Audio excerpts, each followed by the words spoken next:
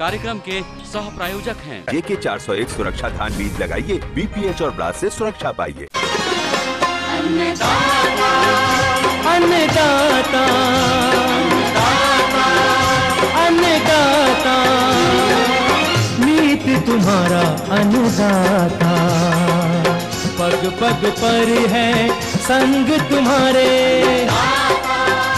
अन्नदाता, लहू किसानों का बन के पसीना सींचता है धरती का सीना, मेहनत का तेरी हक दिलवाने, नई तकनीक नई खोज बताने,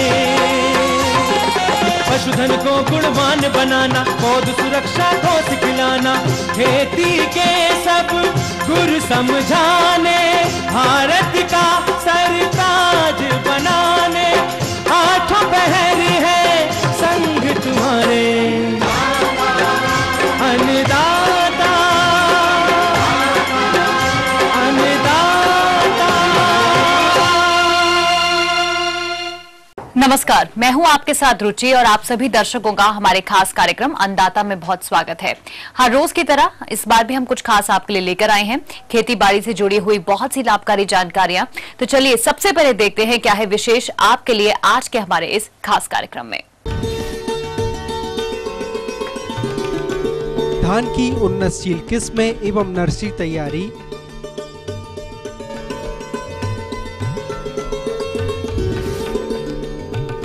आंवला व अमरूद के नए बाग स्थापन पर जानकारी,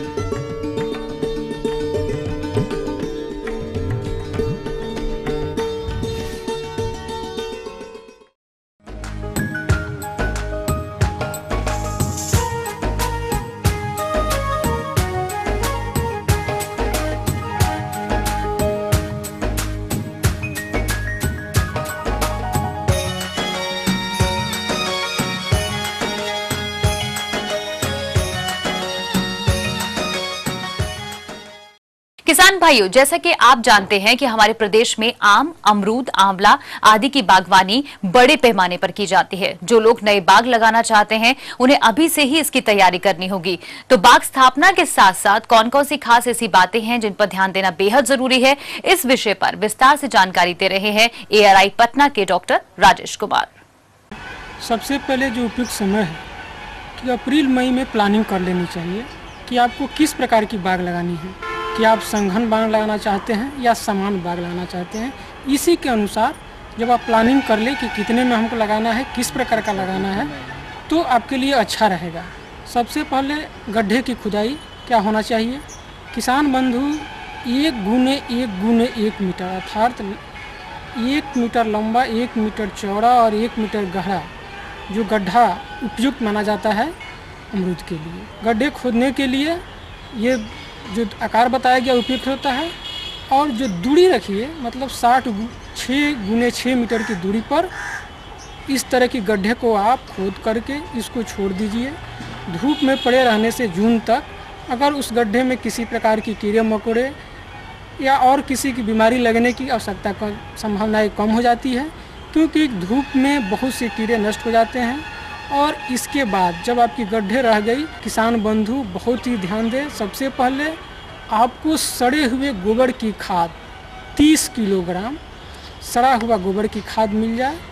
इसके बाद आप 2 kilogram SSP single super phosphate और 1 किलोग्राम म्यूरेट ऑफ पोटास उस गड्ढे में डाल दें। आंवले में देखा गया कि कंचन, बनारसी, कृष्णा, इसके बाद नरेंद्र आंवला 4, नरेंद्र आंवला 7, नरेंद्र आंवला 10 बहुत ही उत्तम किस्म है। किसान बंधु इसमें से चॉइस करके आप इसको लगा सकते हैं। आंवला में ये भी देखा गया है कि आप किसी भी भूमि में लगा दें। बहुत तरह के आप देखे हैं कि हमारा अगर सेलिनिटी भूमि है, सॉइल सलाइन है, तो लवणीय मृदा में भी सफलतापूर्वक आंवले की खेती की जा सकती है, क्योंकि उसमें 8 या 9 pH है। उसमें भी वो सफलतापूर्वक ग्रो करता है और उसमें अच्छा जो है फसल पैदावार हो जाती है। आंवले का साइज अच्छा होता है और स्वाद भी अच्छा होता है। इसके बाद किसान बंधु एक चीज़ बहुत ही भूल जाते हैं, बोरेक्स, जिसको हम सुहागा भी आप जानते होंगे, जिससे बोरन की पूर्ति हो जाती है। अगर 50 ग्राम प्रति गड्ढा बोरेन दे देते हैं तो जो पौधा होगा स्वस्थ होगा और बोरेन की कमी नहीं होगी। और गड्ढे को भरने से पहले यानी जून में या जुलाई के आरंभ में आप उसमें 50 ग्राम थीमेट भी डाल देंगे। थीमेट डाल देने से अगर कोई कीड़े मकोड़े का अटैक होता है या कोई बीमारी लगना चाहता है उसका कंट्रोल हो जाएगा। इसके बाद आप गड्ढे को भर दें और बरसात शुरू होने से पहले आप उसमें अपने स्वच्छ पौधों को, जहाँ से आप पौधे के नर्सरी से प्राप्त करते हैं, उस पौधे को ला करके उसमें लगा दें। और बरसात नहीं होती है तो पानी आपको बहुत अधिक मात्रा में देनी पड़ेगी, देखभाल अधिक करना पड़ेगा। तो हम लोग ये सलाह देते हैं कि जुलाई में आप पौधों की रोपाई करें। रोपाई लगा देने के बाद आपको ध्यान देना होगा कि पौधे में पानी सही है, पौधे सही चल रहे हैं। इसके बाद धीरे धीरे इनका बढ़वार होगा, नई पत्तियाँ आएगी। जून जुलाई तक पौधे बहुत ही स्वस्थ हो जाएंगे। इसके बाद अगर ये 1 साल के हो जाते हैं, प्रौढ़ हो जाते हैं, तो अगले साल आप ये कोशिश करें कि 500 ग्राम नत्रजन, 300 ग्राम फास्फोरस और 500 ग्राम म्यूरेट ऑफ पोटास डाल करके और सिंचाई करते रहें। इस तरह से अगर उपयुक्त नर्सरी आप तैयार करते हैं तो 3 से 4 साल में आपको फसल से, पौधे से अमरूद प्राप्त होने लगेगा।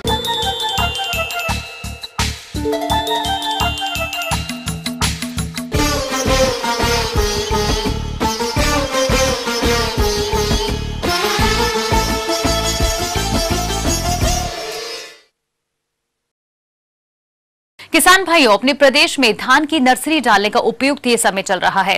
तो यदि आप इसकी नर्सरी डालने जा रहे हैं तो भूमि तथा उन्नत किस्मों के चयन के साथ साथ कौन कौन सी धान की स्वस्थ नर्सरी के लिए कौन कौन तकनीकों को आपने अपनाना चाहिए, इसकी जानकारी दे रहे हैं एक कृषि वैज्ञानिक डॉक्टर SP सिंह। किसान भाइयों को इसमें सावधानी से अपने खेत में नर्सरी वैज्ञानिक तकनीकी अपनाकर डालनी चाहिए। और इसके लिए किसान भाइयों को पहले से ही अपने दिमाग में 2-3 बातें रखनी चाहिए। और 20 जून से लेकर 20 जुलाई तक 1 महीने धान की रोपाई का समय है। इस क्षेत्र में पूरे महीने रोपाई कर सकते हैं। अब ये जो रोपाई की तिथियां बताई हैं, इसी से जुड़ा हुआ रहता है नर्सरी डालने का समय, क्योंकि नर्सरी 25 दिन में तैयार होती है। कौन सा धान कब रोपाई करना चाहते हैं, जो मैंने अभी बताई हैं तिथियां, उसके 25 दिन पहले खेत में उनको धान की पडलिंग करके नर्सरी डाल देनी चाहिए। और 3-4 दिन का समय उनके दानों को अंकुरित करने में और बीज का उपचार करने में लगता है, उस समय के लिए अतिरिक्त जोड़ने। दूसरी बात दिमाग में रखनी चाहिए कि नर्सरी डालने के लिए कितना क्षेत्रफल चाहिए किसान भाइयों को। इसके लिए देख लें किसान भाई, देखिए 1 बीघा खेत की नर्सरी 15 से 20 बीघा खेत के लिए उपयुक्त होती है। लिए तो किसान भाई उचित स्थान का चुनाव करें जिसमें कार्बनिक पदार्थ की मात्रा मिट्टी में अच्छी हो, पानी सोखने की क्षमता हो, जल निकासी की व्यवस्था इसलिए हो। तो किसान भाइयों को इन सब चीज़ों का ध्यान रखने के साथ साथ ये भी ध्यान रखना चाहिए कि उनको नर्सरी डालने के लिए जो प्रजातियां हैं वो कौन कौन सी लगाएं। देखिए, जहाँ तक सवाल है हाइब्रिड का, तो हाइब्रिड धान में जो हमारी वैलिडेशन में हमारी जो सरकारी तौर पे रिलीज्ड वैरायटियाँ हैं उसमें RS10 है।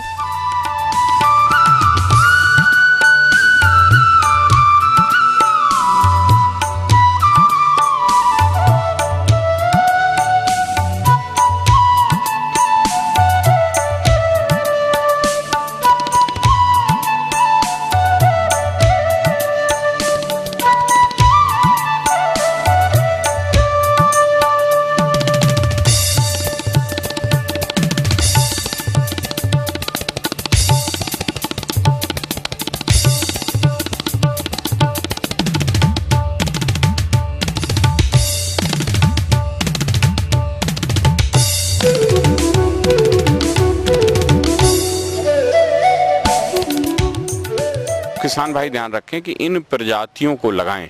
और यदि बासमती लगाना चाहते हैं तो किसान भाइयों को मैंने हाइब्रिड बासमती तो बताई थी अभी, RS10 वगैरह।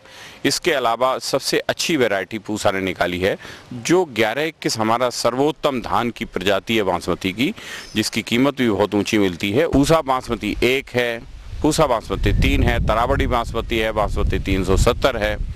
ये प्रजातियां जो है बासमती की हैं, जिनको भी किसान भाई लगा सकते हैं। इसके साथ साथ किसान भाइयों को बीज कितना लेना है, मोटा धान है उसके लिए 30 से 35 किलोग्राम बीज की आवश्यकता होती है। बासमती की जो प्रजातियां हैं वो भी 30 किलोग्राम प्रति हेक्टेयर की दर से बीज चाहिए। नर्सरी डालने से पहले जब किसान भाई 24 घंटे के लिए धान को पानी में भिगोते हैं, पानी में भीगने के बाद जब किसान भाई उसको निकालते हैं तो उसमें प्रति 10 किलोग्राम बीज के हिसाब से 6 ग्राम स्ट्रेप्टोसाइक्लिन और लगभग 30 से 40 ग्राम कॉपर ऑक्सीक्लोराइड या कार्बन डाइजिम लेकर उसमें मिला लें और बोरे फट्टे से ढक दें, और जब जब अंकुरण हो तब तक इसको इसी तरह से पानी छिड़ककर अंकुरण होने तक रखें। किसान भाई एक बात का और ध्यान रखें कि संतुलित उर्वरकों का प्रयोग भी करें। पौधों की अच्छी बढ़वार हेतु 250 gram urea, 500 gram single super phosphate, 100 gram muriate of potash तथा 30 ग्राम जिंक सल्फेट प्रति 10 वर्ग मीटर क्यारी में डालें। इसी किस्म के प्रमाणित बीज की उचित विधि द्वारा इस सप्ताह नर्सरी में बुआई करें। प्रजाति वार यदि लगाएंगे तो बाजार में अपनी प्रजाति का अच्छा रेट भी मिलेगा। धन्यवाद। तो ये थी कुछ उपयोगी जानकारियां। अब लेते हैं एक छोटा सा ब्रेक, जल्द लौटेंगे और कार्यक्रम में आगे हैं महत्वपूर्ण जानकारियां। आप बने रहिए हमारे साथ। उड़द की वैज्ञानिक बुवाई तकनीक पर जानकारी,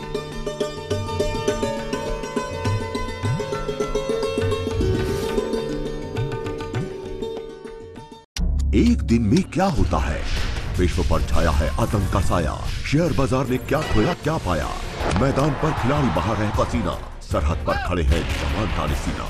उस गांव में नहीं बिजली का तार, राशन की दुकान पर लंबी कतार। रिश्वतखोर के यहाँ छापा, मंत्री ने खोया आपा।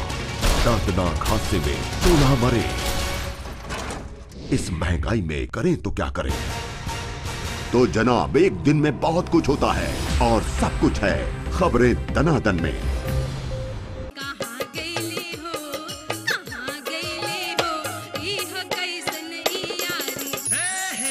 अपनी मिट्टी के रंग इन फनकारों के संग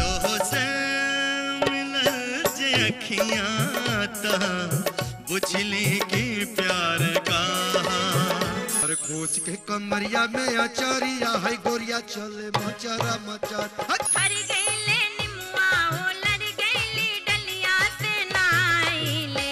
और भैया का उहबरा ऐसे ही तान मारत रहनी रहुआ।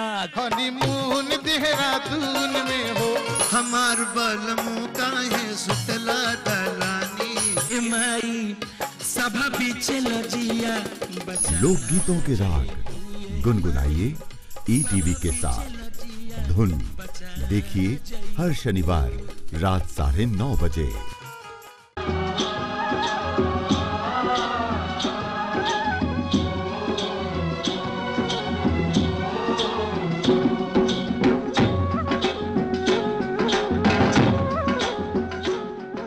ब्रेक के बाद एक बार फिर से आप सभी दर्शकों का हमारे अन्नदाता कार्यक्रम में स्वागत है। बढ़ते हैं अपनी अगली प्रस्तुति की ओर।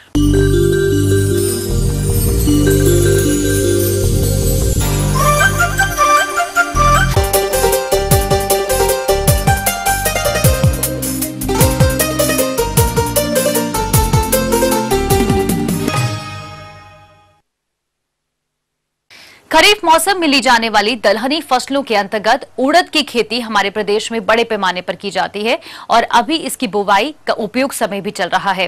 तो यदि आप भी खरीफ उड़द की बुवाई करने जा रहे हैं तो कौन से वो वैज्ञानिक प्रबंधनों को अमल में आपको लाना चाहिए, आइए जानते हैं विशेषज्ञ डॉक्टर SB शर्मा से। इसमें बहुत ज़्यादा तैयारी की ज़रूरत नहीं, सामान्य रूप से अपन जो तैयारी कर रहे हैं वो भूमि की तैयारी करें। और यदि हमारे पास थोड़ी हल्की ज़मीन है, गहरी नहीं हो, उथली ज़मीन हो, वहाँ हम उड़द आसानी से लगा सकते हैं। उड़द में 4-5 अच्छी किस्में जिनका उपयोग कर सकते हैं। जवार उड़द 86 है, बहुत बढ़िया ये इसका दाना है, जो चमकीला दाना है और इसका उत्पादन भी 12 से 14 कुंटल प्रति हेक्टर है। इसका उपयोग कर सकते हैं वैरायटी का। LBG 20 है, ये भी बहुत अच्छी वैरायटी है। इसका भी उत्पादन 10 से 12 कुंटल है प्रति हेक्टर है, इसका उपयोग कर सकते हैं।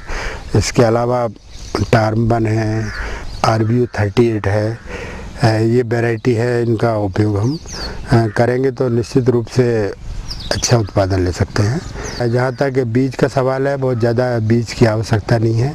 किसान भाई इस सीज़न में, बरसात के सीज़न में 20 किलो प्रति हेक्टर बीज दर रखें, इसकी पर्याप्त है, इससे ज़्यादा बीज की आवश्यकता नहीं है। बीज को उपचारित जरूर करें। हम फफूंदनाशक दवा से यदि हम बीज उपचारित कर लेते हैं तो हमारी पौध संख्या पूरी बनी रहती है और उसके अलावा हमारे अंकुरण भी ठीक होता है। नीचे भूमि जनित और बीज जनित जो भी बीमारी है उन पर नियंत्रण होता है। और फिर इसके अलावा संतुलित उर्वरक का सवाल है, तो जहाँ तक वैसे तो यदि हमारे पास देसी गोबर की खाद है, वर्मी कंपोस्ट है, तो ये ज़रूर उसमें समावेश करें। और बहुत ज़्यादा इसमें रासायनिक उर्वरक की आवश्यकता नहीं है।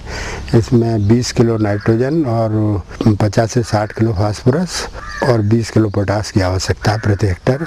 सल्फर का जरूर उपयोग करें, वो भी 20 किलो प्रति हेक्टर के हिसाब से। उड़द की बुवाई 30 सेंटीमीटर की दूरी पर स्थित कतारों में इस प्रकार से करें कि बीज नम मिट्टी में गिरे, परंतु बीज के ऊपर 3 से 4 सेंटीमीटर से अधिक मिट्टी नहीं पड़े। फसल की 20 से 25 दिन की अवस्था तक खेत में फालतू पौधों को उखाड़कर चारे के काम में ले लेवें तथा पौधे से पौधे की दूरी 10 से 12 सेंटीमीटर रखते हुए एक स्थान पर एक ही स्वस्थ पौधा रखना चाहिए। पौधों की अच्छी बढ़वार के लिए यह आवश्यक है कि खेत को कम से कम 1 माह तक खरपतवार मुक्त रखा जाए। इस हेतु सामयिक एवं कारगर क्रिया अथवा उपाय अपनाएं। खरपतवारों के नियंत्रण के लिए फ्लूक्लोरोलिन 1 किलोग्राम 600 लीटर पानी में घोल बनाकर बोनी के पूर्व छिड़काव करें तथा कल्टीवेटर से जमीन में मिलाएं, तत्पश्चात बोनी करें। कभी कभी क्या होता है कि हम उड़द हमारी कम अवधि की फसल है और उस समय यदि बारिश आ जाती है और फली हमारी पक चुकी है तो ज़रूर उसमें थोड़ा बहुत हमारा नुकसान हो जाता है और हमारा जो क्वालिटी है वो बिगड़ जाती है। तो किसान भाई वहाँ भी यदि इस तरह के बादल छाए और बारिश की संभावना है तो ज़रूर एक स्प्रे फंजीसाइड का करें। चाहे तो आप डाइथेन M45 3 ग्राम प्रति लीटर पानी के हिसाब से स्प्रे कर सकते हैं, तो उससे उस पर फंगस और वो प्रभाव नहीं पड़ेगा, दाने की क्वालिटी भी अच्छी बनी रहेगी।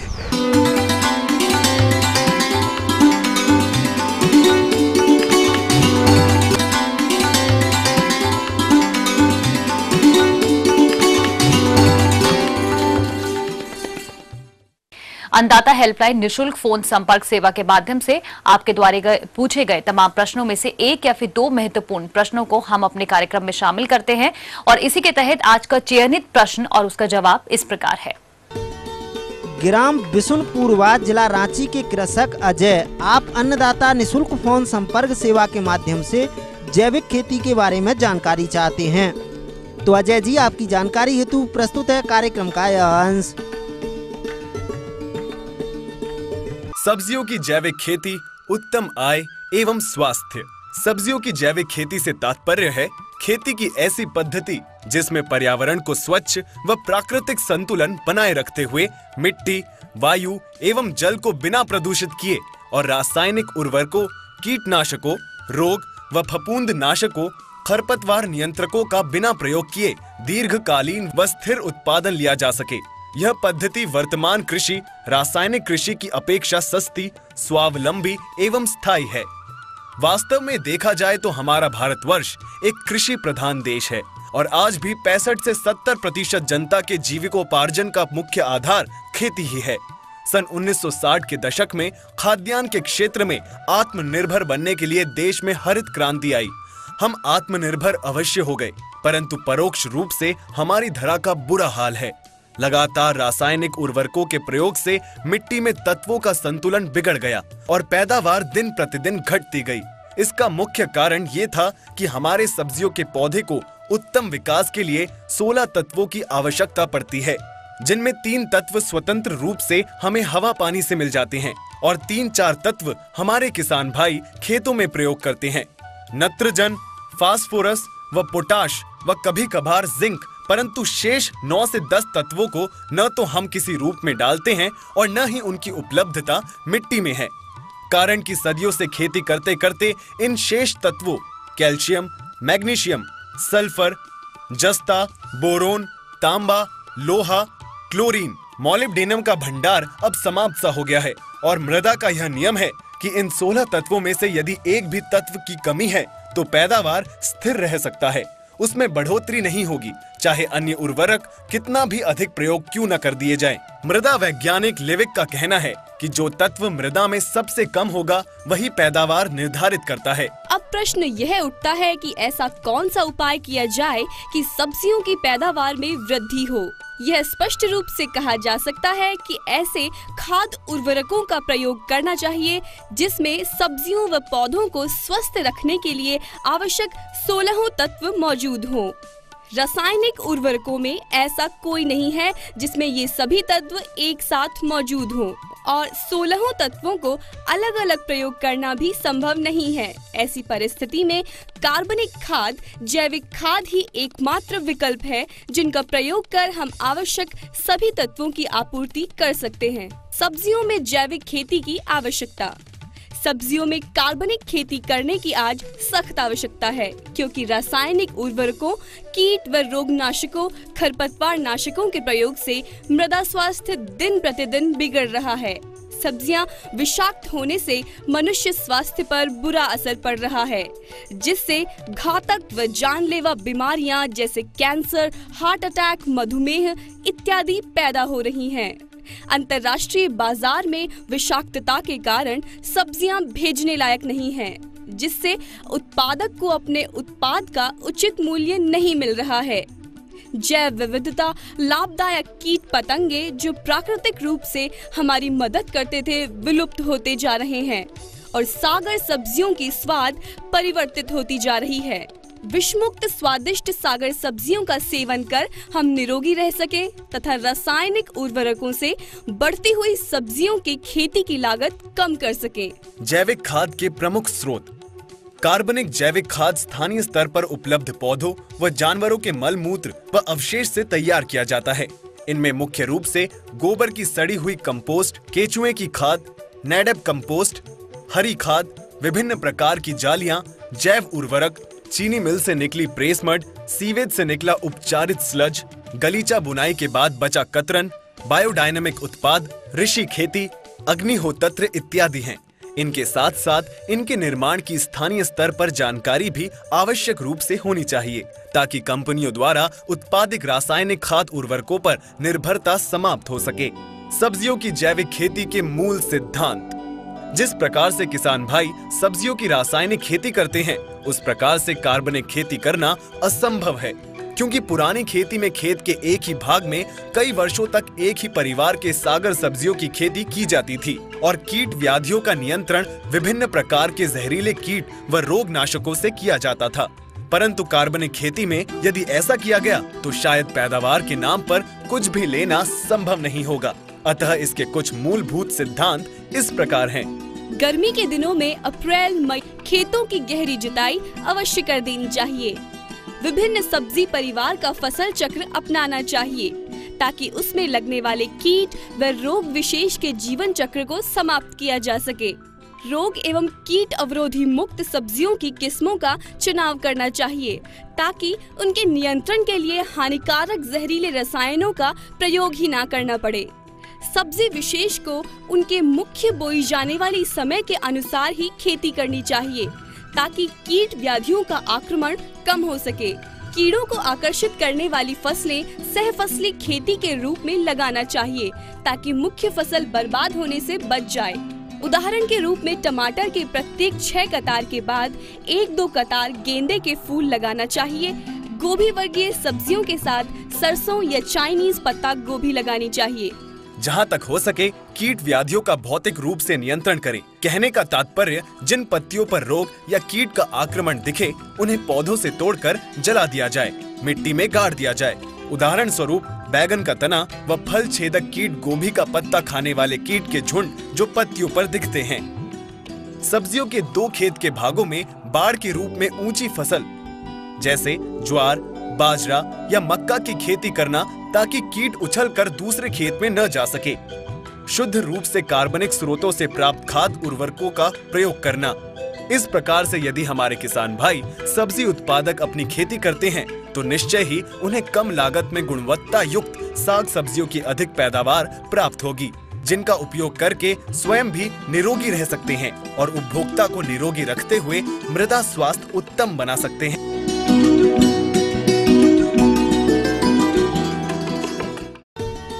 ग्राम थिगना, जिला मधुबनी के कृषक जयंत सिंह, आप अन्नदाता निशुल्क फोन संपर्क सेवा के माध्यम से मिर्ची की फसल में लगने वाले पत्ती सिकुड़न रोग के बारे में संपूर्ण जानकारी चाहते हैं। तो जयंत सिंह जी, आपकी जानकारी हेतु प्रस्तुत है कार्यक्रम का यह अंश। सबसे पहले यहाँ पर मौसम में बारिश पहले काफ़ी हो गई थी शुरुआत में, फिर उसके बाद बारिश रुक गई और धूप काफ़ी अच्छी खिल गई, जिसकी वजह से वायरस रोग आने की संभावना अधिक बढ़ गई है। तो किसान भाइयों, सबसे पहले ग्रसित पौधों को पहचानने का लक्षण ये है, जो पौधे की स्वाभाविक वृद्धि होती है, स्वाभाविक वृद्धि ना होकर पौधा बौना हो जाता है, पत्तियां संकुचित हो जाती हैं, ऊपर से मुरझाई हुई लगती हैं और उसमें फूल और फल की मात्रा कम हो जाती है।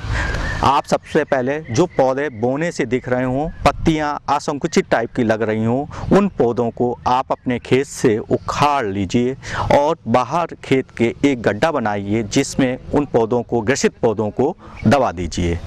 फिर इनके रोकथाम के लिए, क्योंकि ये वायरस रोग वाहक कीट द्वारा फैलता है, तो वाहक कीटों को नियंत्रण करना बहुत आवश्यक है। तो वाहक कीटों के नियंत्रण के लिए और वायरस रोगों को नियंत्रण के लिए आप वेटेबुल सल्फर 2 मिलीलीटर प्रति लीटर और रोगार 1 मिलीलीटर प्रति लीटर पानी में मिलाकर छिड़काव करते रहिए। 10-15 दिन के बाद पुनः इसको छिड़काव करिए, आपका मिर्च सुरक्षित रह सकती है। लेकिन इसके साथ साथ आप अपने पड़ोस के खेतों के किसानों भाइयों को भी इस मात्रा का छिड़काव जरूर बताइए, क्योंकि विषाणु के जो रोग वाहक कीट हैं वो दूसरे के खेत से आपके खेत में आ सकते हैं। इसलिए आप अपने खेत को सुरक्षित करने के लिए आप अपने बगल के खेतों को सुरक्षित करना बहुत आवश्यक है। पड़ोस के खेत वाले कृषक भाइयों को भी इस चीज़ की जानकारी दीजिए।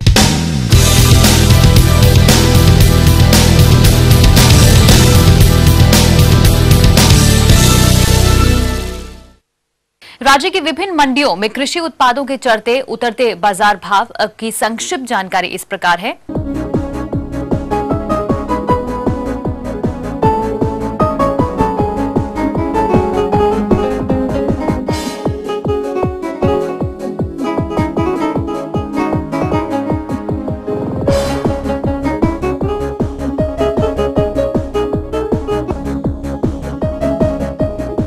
अब आइए देखते हैं कि कल दिखाए जाने वाले कार्यक्रम की मुख्य झलकियां। ड्रम सीडर द्वारा धान की बुवाई तकनीक पर जानकारी।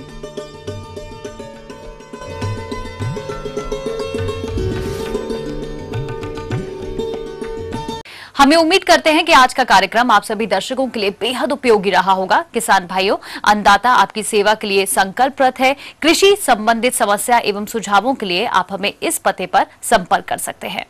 प्रोड्यूसर अन्नदाता, ETV Bihar, Jharkhand, Ramoji film city, Hyderabad 501512। साथ ही आप हमें ईमेल भी कर सकते हैं। हमारा ईमेल एड्रेस है anndatabihar@etv.co.in। इसके अतिरिक्त आप हमें निःशुल्क हेल्पलाइन नंबर जो कि है 180042540885 पर दोपहर 2 से 3 बजे के बीच कभी भी संपर्क कर सकते हैं। और फिलहाल अन्नदाता की पूरी टीम को आप दीजिए इजाजत। कल फिर इसी समय आपसे मुलाकात होगी कृषि संबंधित कुछ और रोचक जानकारियों के साथ। नमस्कार।